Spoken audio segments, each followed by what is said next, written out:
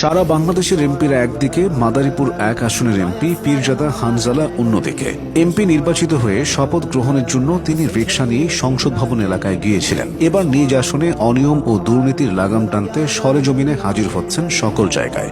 বাসে উঠে যাত্রীদের থেকে বেশি ভাড়া নেওয়া হচ্ছে কিনা সেটাও তদারকি করছেন পীরজাদা হানজালা। কোনো অসঙ্গতি পেলে তৎক্ষণাৎ নিচ্ছেন ব্যবস্থা। পীরজাদা হানজালার পুরো নাম সাইদুদ্দিন আহমদ হানজালা। ত্রয়োদশ জাতীয় সংসদ নির্বাচনে মাদারীপুর 1 তথা শিবচর আসনে রিকশা প্রতীকে চমক দেখিয়ে জয় পেয়েছিলেন তিনি। জামায়াতে ইসলামীর জোট সঙ্গী বাংলাদেশ খেলাফত মজলিস সারা বাংলাদেশে 2টি আসন পেয়েছে, তার মধ্যে একটা হলো হানজালার আসন। সাধারণ জীবনযাপন ও তৃণমূল ভিত্তিক সামাজিক কার্যক্রম সব মিলিয়ে নবনির্বাচিত এই এমপি এখন শিবচর সহ জাতীয় রাজনীতিতেও আলোচনার বিষয়বস্তু।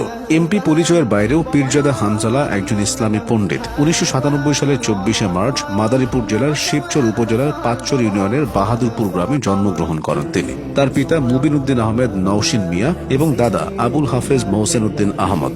পারিবারিকভাবে তিনি উপমহাদেশের প্রখ্যাত ইসলামী ব্যক্তিত্ব হাজী শরিয়তুল্লাহ রহমতুল্লাহি আলাইহের 7ম বংশধর বলে পরিচিত, যা তার ধর্মীয় ও সামাজিক পরিচিতিকে আরও দৃঢ় করেছে।